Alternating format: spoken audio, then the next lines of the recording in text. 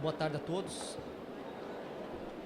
Meu nome é Rodrigo Kanayama, eu sou advogado, atuo em Direito Público e também sou professor da Universidade Federal do Paraná e eu ministro do Direito Financeiro. Pretendo trazer uma pesquisa que vai além dos textos, né? Trouxe alguns dados para nós refletirmos. Claro, minha pesquisa não é tão elaborada quanto a do Fernando, mas tentarei aqui ser o mais científico possível. Então, em primeiro lugar, eu agradeço a todos pela presença, agradeço o convite ao IRB, né? Cumprimento aos meus colegas, professor Fernando, professor Marcos, foi uma satisfação ouvi-los e ficarei aqui, tentarei equiparar a minha fala às dos demais professores. Bom, então, orçamento impositivo é algo novo no direito financeiro. Nós estamos aí ouvindo algumas poucas obras, né, lendo algumas poucas obras sobre esse assunto recentemente. Mas, bom, primeiro essa é a nossa percepção, mas a realidade é que após o meu levantamento de dados, que eu levantei e vou mostrar para os senhores, eu constatei que o orçamento impositivo no Brasil tem uma história um pouco mais longa do que nós a conhecemos. Como eu lhes disse, nós conhecemos desde a emenda 86 de 2015, ali que surgiu com bastante força nos meios de comunicação o tema orçamento impositivo. Mas descobri que muito antes isso já vinha sendo realidade, muito antes mesmo, realidade em entes subnacionais. Bom, separei aqui didaticamente em alguns pontos. Eu vou tratar, primeiramente, o orçamento público como um jogo de poder. Nós veremos o orçamento público, então, como um momento em que os poderes digladiam entre si para obtenção de recursos, para que eles possam se apropriar dos recursos e utilizar esses recursos para suas finalidades. Então, vamos tratar o orçamento público como um campo em que se digladia por recursos. Vou também trazer aqui a classificação das despesas públicas. Como que eu vou classificar para, então, definir o marco para dizer a vocês o que é o orçamento impositivo. Vou falar um pouco da história do orçamento impositivo no Brasil, a partir da emenda 85, então, na verdade, retrocedendo no tempo. Depois, falarei das emendas impositivas e analisarei as constituições estaduais e as leis orgânicas das capitais. Antecipo que eu fiz o levantamento de dados, li todas as constituições estaduais e li todas as leis orgânicas das capitais. Então, para fazer esse levantamento, eu trouxe para os senhores, eu demorei aproximadamente uma semana para ler tudo e classificar os dados e trouxe aqui uma pesquisa inédita minha que depois vai ser complementada com mais dados. E por último, farei algumas reflexões. Então, orçamento como um jogo do poder orçamentário. E nós estamos acostumados a pensar o seguinte, que nós estudamos nos bancos das escolas, que o artigo 168 da Constituição e o artigo 165 da Constituição estabelecem que é uma obrigação do Poder Executivo elaborar o orçamento e transferir os duodécimos mensalmente aos poderes. E nós não pensamos, muitas vezes, nós do direito, que se trata de fato de um cabo de guerra, de um jogo político, em que as partes envolvidas, os atores envolvidos, estão ali para obter mais recursos para atingir as suas finalidades. Então nós temos, em primeiro lugar, o Poder Executivo. O Poder Executivo como uma peça-chave no processo orçamentário brasileiro. Isso, historicamente, sempre foi verdade. O Poder Executivo sempre preponderou no processo orçamentário. E ainda, de certa forma, prepondera. Bom, nós temos também o Poder Judiciário, que ainda que não prepondere e tenha uma parcela muito menor do orçamento, também tem uma participação muito grande. Afinal de contas, o Poder Executivo pode atuar para obter mais recursos. Isso é verdade também no orçamento norte-americano, em que o Poder Judiciário se utiliza do que eles chamam de poderes implícitos para obter mais recursos, ou seja, pressionando o Executivo mediante decisões judiciais. Então, é uma forma de obter recursos. Se utilizam do seu próprio poder para obter esses recursos. Mas isso também acontece no Brasil. Ainda que não fique evidente, também acontece no Brasil esse jogo com o Poder Judiciário. Poder Legislativo é a mesma coisa, nós veremos as emendas impositivas, então nós temos que falar do Poder Legislativo, afinal de contas o Poder Legislativo ainda é um poder que tem pouca disposição na elaboração e na execução do orçamento, mas isso está mudando, né? Vou falar aos senhores em seguida, então o Poder Legislativo também participa.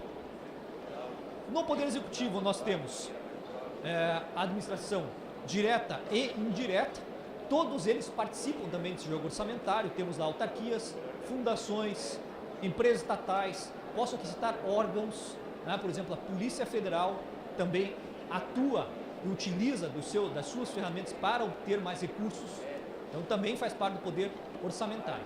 E ainda nós temos mais outros órgãos que possuem autonomia orçamentária e financeira, como por exemplo, o Ministério Público, também temos a Defensoria Pública e um player que é bastante conhecido de todos nós e bastante forte também, que é o próprio Tribunal de Contas, ainda que faça parte do orçamento do Legislativo. Tá? Então nós temos aqui todos esses players de forma muito simplificada que participam desse processo, desse jogo orçamentário em que se definem aí marcos, se definem posições de poder. Tá? Então vamos lá, Poder Executivo se relaciona com o Judiciário, como eu já lhes disse, o Poder Executivo e o Legislativo da mesma forma. Aí nós temos então aqui a administração indireta, Poder Legislativo e Judiciário também se relacionam em matéria orçamentária, né? Já que, por exemplo, o Poder Judiciário encaminha projetos de lei de sua iniciativa para o Poder Legislativo.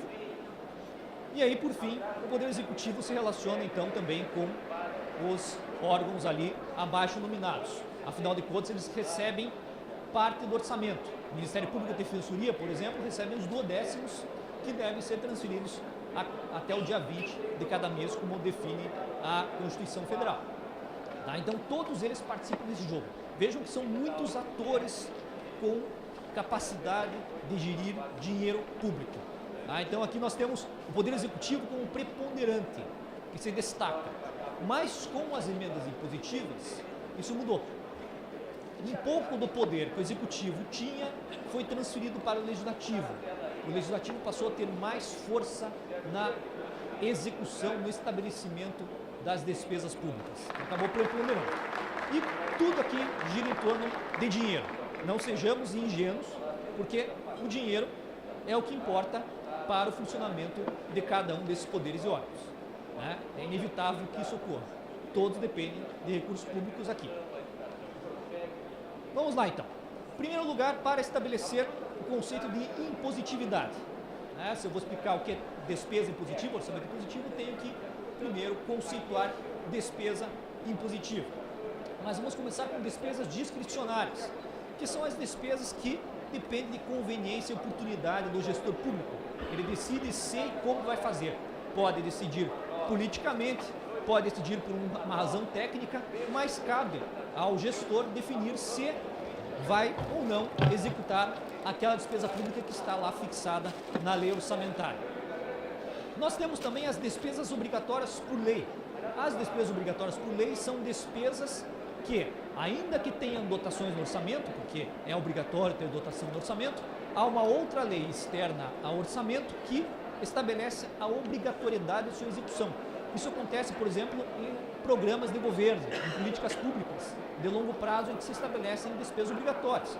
Ou, por exemplo, com a despesa com o pessoal, né, servidor público, em que há leis específicas que estabelecem a obrigatoriedade de se pagar remuneração mensalmente. Né? Por exemplo, no meu caso, sou professor da universidade, eu tenho a Lei 12772 de 2012, que estabelece a minha carreira e a minha remuneração.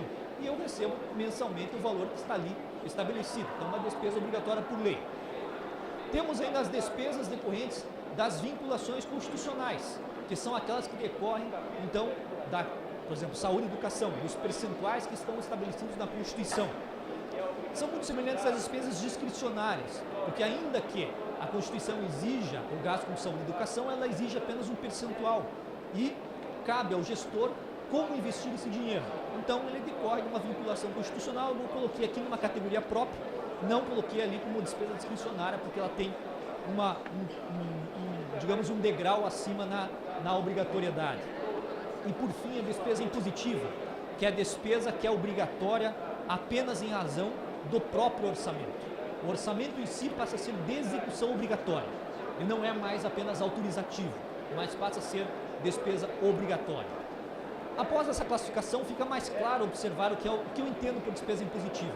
Despesa impositiva, então, é aquela em que há uma disposição na Constituição, isso se aplica também aos estados e aos municípios, às leis orgânicas, que estabelece a obrigatoriedade do gasto, de execução obrigatória. Despesa se torna execução obrigatória, não é mais apenas uma competência do executivo, passa a ser obrigatório.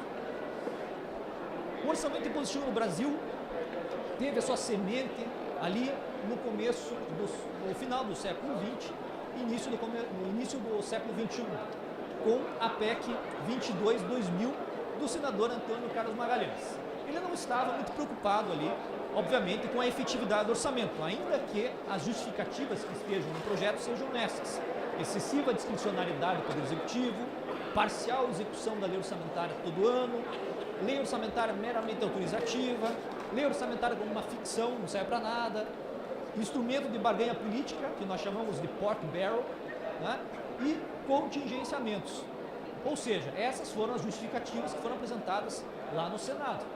Mas, na verdade, só esconde a verdadeira intenção do Poder Legislativo, que é trazer poder do orçamento para as suas mãos.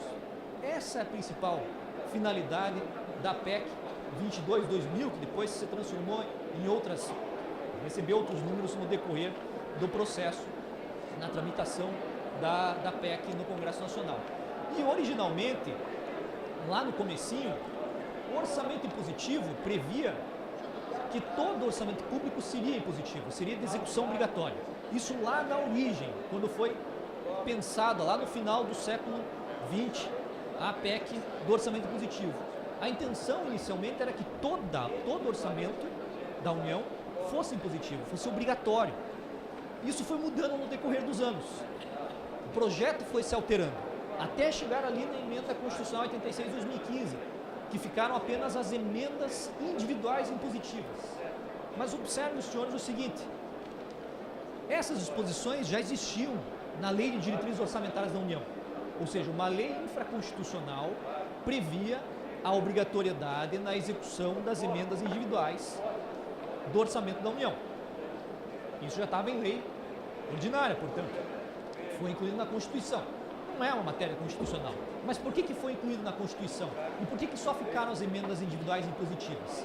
Houve uma negociação entre os poderes, executivo e legislativo, o governo cedeu, aceitou finalmente que houvesse aprovação, e justamente isso aconteceu no momento em que havia um enfraquecimento do governo, do executivo, né? Foi ali 2015, 2014, 2015, houve um enfraquecimento do executivo, essa proposta voltou ao debate e finalmente foi aprovada apenas no tocante às emendas individuais, apenas no tocante às emendas individuais dos parlamentares.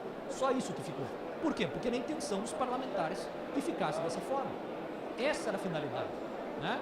Então houve uma negociação, ainda conseguiram, o governo conseguiu incluir na emenda uma disposição que prevê que metade da despesa em emendas individuais deverá ser aplicada em saúde. Foi uma negociação para reduzir o impacto que haveria no orçamento público se não houvesse a participação do legislativo em despesas com saúde, porque senão ia ficar somente para o executivo. Então observem, os senhores, que durante todo esse período aí, o projeto ia e voltava da tramitação conforme a vontade do legislativo, a boa ou a má vontade do legislativo em face do governo, em face do executivo. Ou seja, era uma forma também de barganha política. E o Congresso funciona assim. O Congresso funciona assim em qualquer lugar. Aqui no Brasil temos alguns problemas em razão da fragmentação do poder legislativo. Temos muitos partidos. Então fica mais difícil formar coalizões. Então a matéria orçamentária se torna ainda mais importante. E a emenda individual impositiva surgiu desse enfraquecimento do governo e dessa necessidade de se formar coalizões no Brasil. Bom, há vários argumentos favoráveis ao orçamento positivo, há vários contrários, né? Por exemplo, a efetividade do orçamento é um bom argumento favorável, embora não me pareça muito relevante. Aumento da participação do parlamento também pode ser favorável um argumento, nos Estados Unidos o parlamento participa ativamente da lei orçamentária. Isso foi mudando no decorrer do século XX, mas assim mesmo ainda o legislativo permanece bastante ativo na lei orçamentária norte-americana. E contrários a vários outros argumentos. Eu posso trazer aqui, passar uma tarde inteira falando só dos argumentos contrários ao orçamento impositivo. Parece ser algo bom, porque parece trazer efetividade, mas não necessariamente isso correrá. Bom, aí eu queria ter certeza do seguinte: observamos que na União esse assunto se tornou muito conhecido a partir de 2015, né, a partir da emenda 86. Mas eu queria saber, a partir da minha pesquisa, se isso ocorre também e ocorreu nos entes subnacionais. Então eu fiz um levantamento de dados a partir das constituições estaduais e das leis orgânicas das capitais. Eu fiz uma pesquisa nos websites oficiais, tá? Ou então, isso do legislativo primeiro. Depois, entrei nos sites do governo, caso não houvesse informação no legislativo, e por último, do Planalto, com relação às constituições estaduais do governo federal. Eu analisei somente a parte da chamada Constituição Financeira, que é o que o professor Ricardo Lobo Torres dizia, né, a parte que trata sobre o orçamento público na Constituição, e encontrei, claro, várias dificuldades, porque alguns sites oficiais não estavam online. Sobretudo nessa época de eleição, alguns sites foram derrubados para evitar impactar no processo eleitoral. Aí fiz uma tabela, essa tabela resumida, tem uma tabela muito mais completa. Eu trouxe para os senhores só para mostrar como que foi feita a pesquisa. Fiz uma tabela trazendo então as informações quanto às constituições estaduais. E aí eu cheguei às seguintes informações. Praticamente metade dos estados e Distrito Federal possuem orçamento impositivo. Tá? Praticamente metade, um pouco mais da metade, possui orçamento impositivo. A outra metade não. Está bem dividido ainda quanto a esse tempo.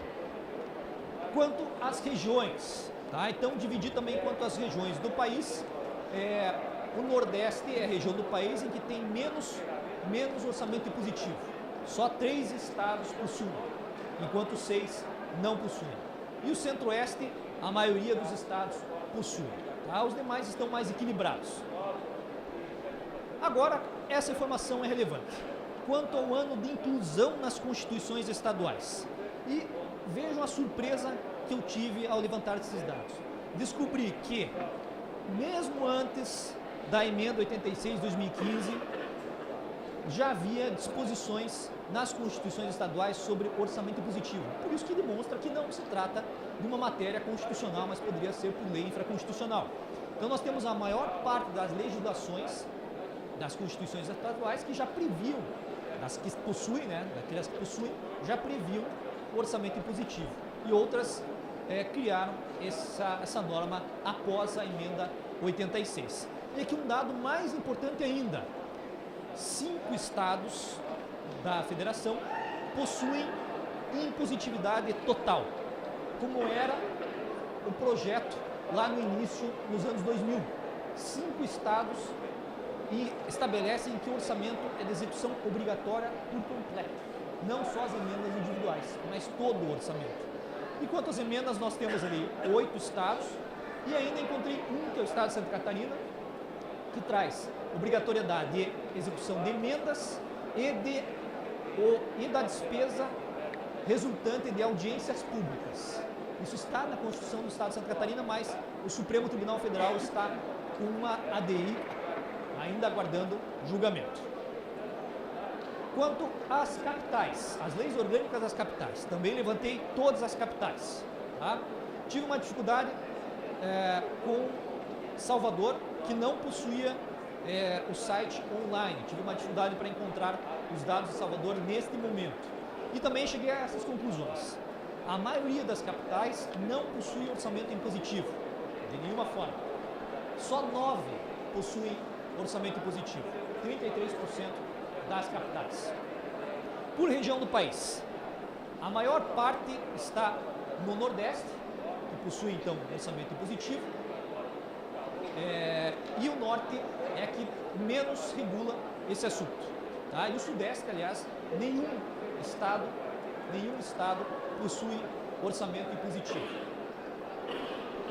O ano de inclusão. Aqui houve um pouco mais de demora para a inclusão nas leis orgânicas. Entre 2010 e 2014, só quatro municípios capitais incluíram a disposição em suas leis orgânicas e 5 após 2015, quando promulgada a emenda 86.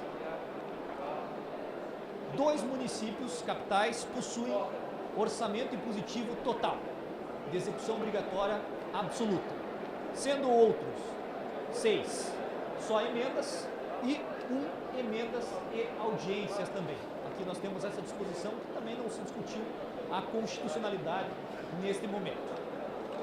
Tá? Bom, quais as reflexões, já me encaminhando para o final, quais as reflexões que eu posso fazer? Em primeiro lugar, a reflexão geral. Houve, de fato, um deslocamento do Poder Executivo ao Legislativo em matéria orçamentária. O Legislativo passou a ganhar força, mas não é em qualquer lugar. Em alguns locais, como alguns estados e municípios, permaneceu como era antigamente. Talvez, isso demandará mais pesquisa, talvez porque haja ainda força do Executivo e existe um apoio ao Executivo pelo Legislativo, ou seja, o Executivo ainda mantém a sua coalizão ou mantém ainda um apoio ao seu governo, né? Ou seja, uma aderência entre Executivo e Legislativo. Talvez por isso, mas de qualquer forma houve um deslocamento, isso ocorreu, sobretudo no Congresso Nacional, que houve deslocamento para o Poder Legislativo. Eu, pessoalmente, prefiro que o Executivo prepondere. Creio que o Executivo tenha mais condições de elaborar, decidir políticas públicas, são mais técnicos. Mas isso está mudando e nós temos que repensar. Tá? Justamente porque reduz a aplicação. O Executivo, o governo, é o que mais gasta dinheiro, que mais aplica em políticas públicas, ficará alijado de parte do orçamento. Quanto às reflexões específicas, é crescente o número de estados e capitais. Tá? Por exemplo, em Curitiba, já se está discutindo também na Câmara Municipal a inclusão na lei orgânica, tá? Então isso é crescente, vem acontecendo. O tema poderia ser regulado por lei infraconstitucional, demonstrado até pelos dados que eu levantei, mostrando que isso já existia mesmo antes da emenda 86 de 2015, e na minha opinião nós temos que repensar mesmo a ponderação de poderes, né? Ou seja, se todo o poder do orçamento for para o Legislativo, ou mais poder do orçamento for para o Legislativo, nós teremos possivelmente, como já foi demonstrado pelo orçamento norte-americano, por exemplo, que há mais possibilidade, mais probabilidade de déficits contidos. Quanto mais do Legislativo orçamento, mais deficitário é o orçamento público, é a execução da despesa pública. Então é preciso refletir sobre esta relação. Agora, quanto à constitucionalidade, né, existem ainda algumas dúvidas sobre a constitucionalidade, já que há um remanejamento da separação dos poderes, ainda há uma certa desfiguração da vinculação da receita de impostos, porque a maior parte dos entes subnacionais estabelecem um percentual da receita corrente líquida. O problema é que, dentro da receita corrente líquida, há também impostos, há recursos dos fundos de participação, que o Supremo decidiu recentemente, mas o acordo não foi publicado ainda, que a natureza jurídica das transferências de fundos de participação é tributária, portanto não vinculável. Isso está no ADI 553 do Rio de Janeiro, vindo do Rio de Janeiro, que foi julgado, mas não tem ainda acordo publicado. E eu destaco o último ali, as últimas 2 ADIs, para nós acompanharmos, né? A impositividade decorrente de audiências públicas regionais, está há mais de uma década esperando julgamento, de Santa Catarina, e a impositividade total, que é da ADI 2680 do Rio Grande do Sul, para então nós acompanharmos a evolução desse assunto. Tá? Então eu concluo, fico à disposição de vocês, tenho ainda constantes preocupações sobre o orçamento positivo, né? Eu tenho uma certa restrição a esse deslocamento de poder, acho que nós temos que tomar alguns cuidados, mas é um tema que ainda não se concluiu e que nós com certeza voltaremos no futuro a discutir. Muito obrigado.